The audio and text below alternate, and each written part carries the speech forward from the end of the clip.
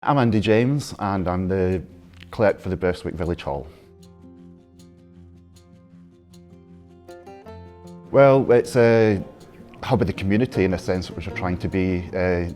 It's a small village, so we're trying to reach out to everyone. We have lots of groups ranging from the WI to the Scouts and Beavers, and also new groups like yoga and also the gentle exercise group, which is why we're here today.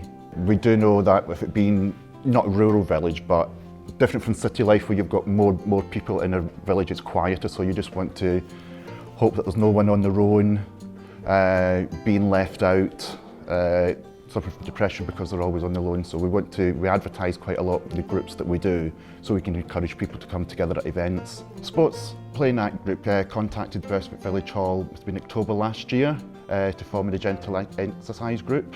So I'm Rawlinson, I work for the Sports Playing Arts Service as a Health and Wellbeing Coordinator. We go into different areas and have community health action group meetings, and usually what we find is from these meetings we find that if there's sort of a need for something in the area. So as our job as builders, for instance at this session at Burstwick, we found that there was nothing really for people that were over 50s, no gentle exercise session, so it was our job then to sort of come in and start up the activity. What we did first was we ran a taster session, so obviously went out there, promoted it, we've got plenty of people through the door. So through this interest, we then sort of set up weekly sessions around gentle exercise and that, and different sports and activities for people to try.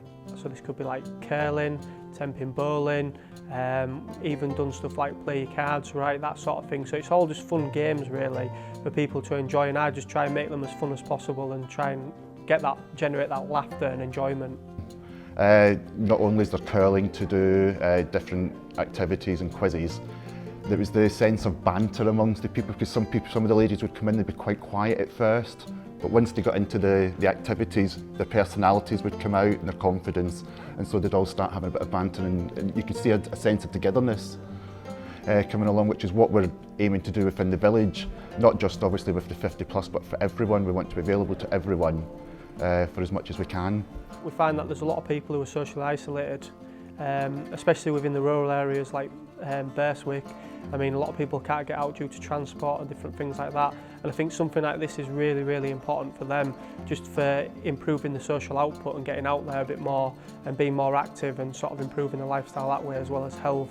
My name's Fiona, and I have a rare back condition called cordia equina syndrome, which has affected me for the past 14 years.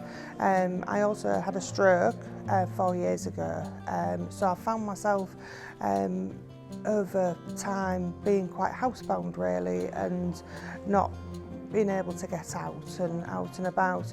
I went to the doctors and I was worried about getting out and meeting people, and I met with a community link person, and they referred me to this group in the village, where I started coming here every Wednesday, and it's a lovely group of people, and they've really accepted me even though I have got disabilities and I am visually impaired.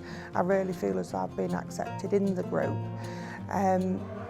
And you know, we play games and we chat, and you know, we've really made friends. It's really become quite a solid group, and I do feel that it's helped me to come out of myself a little bit.